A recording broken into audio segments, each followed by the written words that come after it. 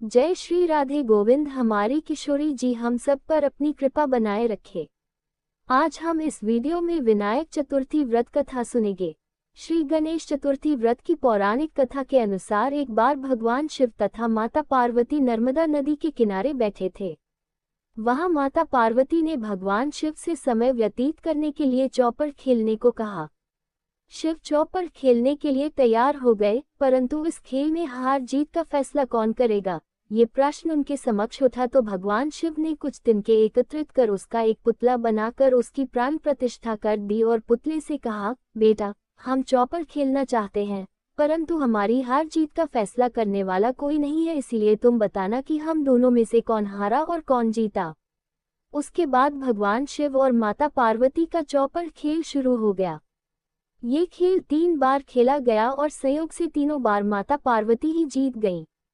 खेल समाप्त होने के बाद बालक से हार जीत का फैसला करने के लिए कहा गया, तो उस बालक ने महादेव को विजयी बताया। ये सुनकर माता पार्वती क्रोधित हो गईं और क्रोध में उन्होंने बालक को लंगड़ा होने, कीचड़ में पड़े रहने का श्राप दे दिया। बालक ने माता पार्वती से माफी मांगी और कहा कि यह मुझसे अज्ञानतावश ऐसा हुआ है, मैंने किसी द्वेष भाव में ऐसा नहीं किया। बालक द्वारा क्षमा मांगने पर माता ने कहा, यहाँ गणेश पूजन के लिए नाग कन्याएं आएंगी, उनके कहे अनुसार तुम गणेश व्रत करो, ऐसा करने से तुम मुझे प्राप्त करोगे। ये कहकर माता पार्वती शिव के साथ कैलाश पर्वत पर चली गईं। 1 वर्ष के बाद उस स्थान पर नाग कन्याएं आईं। तब नाग कन्याओं से श्री गणेश के व्रत की विधि मालूम करने पर उस बालक ने 21 दिन लगातार गणेश जी का व्रत किया। उसकी श्रद्धा से गणेश जी प्रसन्न हुए। उन्होंने बालक को मनोवांछित फल मांगने के लिए कहा। उस पर उस बालक ने कहा, हे विनायक, मुझमें इतनी शक्ति दीजिए कि मैं अपने पैरों से चलकर अपने माता पिता के साथ कैलाश पर्वत पर पहुंच सकूं और वे ये देख प्रसन्न हों। तब बालक को वरदान देकर श्री गणेश अंतर्ध्यान हो गए। इसके बाद वह बालक कैलाश पर्वत पर पहुंच गया और कैलाश पर्वत पर पहुंचने की अपनी कथा उसने भगवान शिव को सुनाई।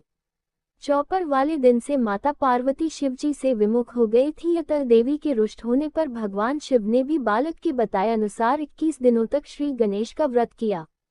इस व्रत के प्रभाव से माता पार्वती के मन से भगवान शिव के लिए जो नाराजगी थी वह समाप्त हो गई। तब यह व्रत विधि भगवान शंकर ने माता पार्वती को बताई। ये सुनकर माता पार्वती के मन में भी अपने पुत्र कार्तिकेय से मिलने की इच्छा जागृत हुई।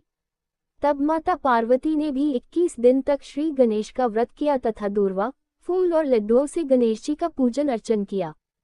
व्रत के 21वें दिन कार्तिकेय स्वयं माता पार्वती जी से आ मिले। उस दिन से श्री गणेश चतुर्थी का ये व्रत समस्त मनोकामनाओं की पूर्ति करने वाला व्रत माना जाता है।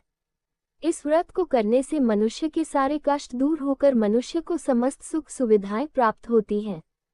विनायक चतुर्थी की दूसरी कथा पौराणिक कथाओं के अनुसार, एक समय में राजा हरिश्चंद्र नाम का राजा एक राज्य पर राज करता था।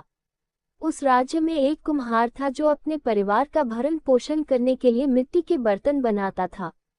वह कुम्हार अक्सर परेशान रहता था क्योंकि जब भी वो बर्तन बनाता तो उसके बर्तन कच्चे रह जाते थे। अब मिट्टी के कच्चे बर्तनों की कमी से उसकी आमदनी कम होने लगी क्योंकि लोग उसके मिट्टी के बर्तन नहीं खरीदते थे। आप अपनी समस्या का समाधान खोजने के लिए वो कुम्हार एक पुजारी से मिला। कुम्हार ने पुजारी को अपने सारी दुविधा बताई। उसकी बात सुनकर पुजारी ने कुम्हार को उपाय बताते हुए कहा कि जब भी तुम मिट्टी के बर्तन पकाओ तो उनके साथ आवा में एक छोटे बालक को डाल देना। पुजारी के कहे अनुसार कुम्हार ने अपने मिट्टी के बर्तनों को पकाने के लिए आवा रखा और उसके साथ एक बालक को भी रख दिया। जिस दिन कुम्हार ने ये किया उस दिन संयोग से विनायक चतुर्थी थी। उस बालक की माँ बहुत समय से अपने बेटे की तलाश करती रही, लेकिन उसे नहीं मिला तो वह परेशान हो गई। उसने भगवान गणेश से अपने बच्चे की कुशलता के लिए खूब प्रार्थना की।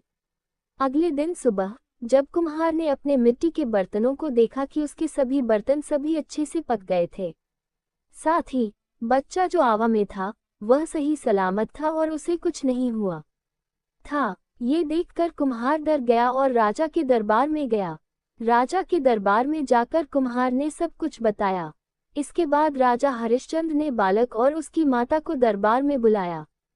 राजा ने बालकर की माँ से पूछा कि आखिर तुमने ऐसा क्या किया जो तुम्हारे बालक को आंव में भी कुछ नहीं हुआ। ये सुनने के बाद उस बालकर की माँ ने कहा, मैंने विनायक चतुर्थी का व्रत रखा था और गणपति बप्पा की पूजा की थी।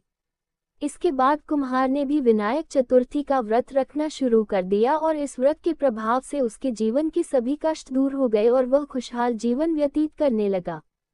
कथा समाप्त है। श्री गणपति जी। तो आज का वीडियो यहीं तक, फिर मिलेंगे अगली वीडियो में। तब तक के लिए आप सभी को प्रेम भरी राधे राधे।